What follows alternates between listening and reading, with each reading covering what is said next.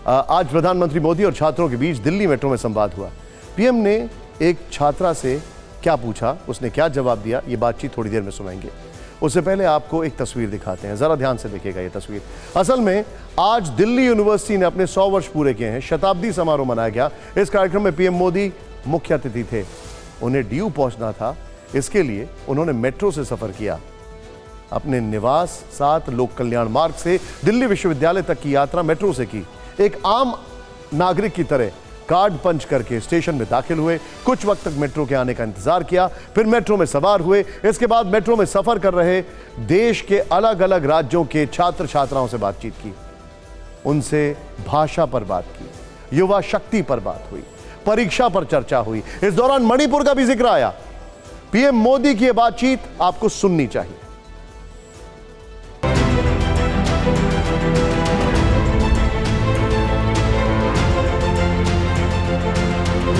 सात लोक कल्याण मार्ग से दिल्ली यूनिवर्सिटी के बीच 7 किलोमीटर तक के इस सफर में प्रधानमंत्री छात्र छात्राओं से संवाद करते दिखे। मूल कहाँ से हैं? सर मैं रांची झारखंड से। आपने झारखंड के बाहर कोई दोस्त बनाए यहाँ? जी बहुत सारे बनाए। किस राज्य के? सर यूपी के हैं, और मैं जिस कॉलेज में हूँ वो बालाजी मंदिर चलाती है, तो वहाँ पे बहुत सारे मेरे तेलुगु दोस्त भी बने, और एक साउथ अफ्रीका का भी है। जी। पीएम ने इसके बाद भाषा को लेकर कुछ सवाल किए। कोई साउथ के राज्य के वगैरह किसी से लैंग्वेज के 5-10 वाक्य सीख लिए, ऐसा कुछ किया? हाँ, मैंने करा था। हाँ। मलयालम में कोई लड़की मिली थी, वो कॉल कर बात कर रही थी, तो मैंने सुना कि मैंने उनसे पूछा कि ये कौन सी लैंग्वेज है, तो उन्होंने बोला कि मलयालम है। यूपी, झारखंड, तेलुगु से होते हुए बात मणिपुर पर भी आई। मैंने हिंदी सिखाई है। हिंदी? हमारे कॉलेज में मणिपुर से बच्चे आते हैं। हाँ। तो उनको बहुत इंटरेस्ट था, तो उन्होंने हिंदी सिखाई। आपने सिखाई? हाँ। एक छात्रा ने बातचीत में बताया कि वो उत्तराखंड के पिथौरागढ़ से है। इस पर पीएम मोदी ने बहुत पहले धारचूला में बिताए गए दिनों को याद किया। वहाँ पे धारचूला जाते हैं। मैं कभी धारचूला में रहा हूँ। कुछ छात्रों ने पढ़ाई के दौरान तनाव दूर करने के लिए पीएम से अलग से बात की। दुनिया में बढ़ती उनकी लोकप्रियता पर सवाल पूछे। सर विश्व में जो बढ़ता आपका वर्चस्व है सर, उसके पीछे क्या राज है? उसका कारण आप लोग, इस देश के लोगों का विश्वास हो गया है कि भारत के युवाओं के पास टैलेंट है और वो दुनिया के काम आ सकती है। ये विश्वास बन गया है। पीएम मोदी ने इस दौरान डिजिटल इंडिया की चर्चा की, बच्चों से कैशलेस इकोनॉमी को अपनाने पर जोर दिया, 7 दिनों तक नकदी को हाथ न लगाने का मंत्र दिया। अच्छा, आप में से कभी किसी ने प्रयोग किया है एक भी रुपया कैश जेब में लिए बिना? ये सर हमने किया है। 7 दिन तक कैश को हाथ नहीं लगाएगा। ऐसा किया प्रयोग? ये सर किया है। उन अनुभवों को आपने अपने ब्लॉग पर शेयर करना चाहिए। ये सर लोगों के लिए बड़ा आश्चर्य होता है। मैं जब दुनिया को बताता हूँ कि आपको एक भी रुपया लिए बिना हिंदुस्तान में जाइए, आपके पास मोबाइल है तो आप आराम से अपना कारोबार चला सकते हैं। क्या आप जानते हैं कि 2024 के चुनाव में 18 से 25 साल के बीच का जो एज ग्रुप है उसके कितने वोटर होंगे? 17.5 करोड़, 175 मिलियन। और 2019 में 45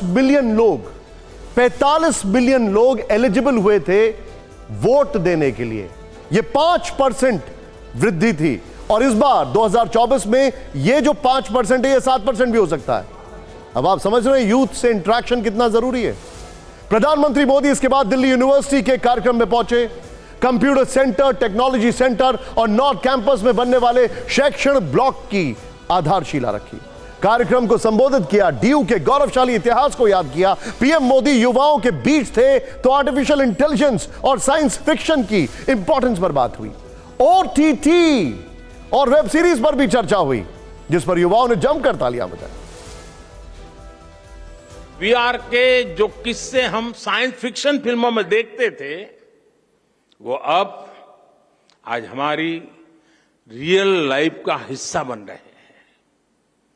ड्राइविंग से लेकर सर्जरी तक रोबोटिक्स अब न्यू नॉर्मल बन रहा है। चल दिए गप्पे मारते हुए, दुनिया जहान की बातें करेंगे, इजराइल से लेकर के मून तक कुछ छोड़ेंगे नहीं।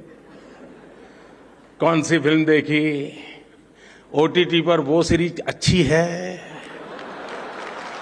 वो वाली रील देखी या नहीं देखी। अरे बातों का अथाह समंदर होता है। अमेरिका से लेकर रूस तक और जापान से लेकर ऑस्ट्रेलिया तक भारत का डंका बज रहा है। प्रधानमंत्री मोदी के नेतृत्व में देश की कूटनीति का दम पूरी दुनिया मान रही है, लेकिन जब वो अपने देश में होते हैं, युवाओं के बीच पहुंचते हैं, तो उनका अंदाज अलग ही देखने को मिलता है। 28 जून को वो भोपाल में थे, 5 वंदे भारत एक्सप्रेस को हरी झंडी दिखाई थी। इस दौरान ट्रेन के अंदर मौजूद युवाओं से बात की, मेड इन इंडिया एक्सप्रेस की खासियत पर चर्चा की। बच्चों ने उन्हें कई कविताएं सुनाई, पेंटिंग दिखाई। पीएम ने पर्यावरण और योग पर बात की। पीएम ने यहां भी डिजिटल इंडिया का जिक्र किया। भोपाल के छात्रों से भी 7 दिन तक कैश साथ लेकर ना चलने का आह्वान किया।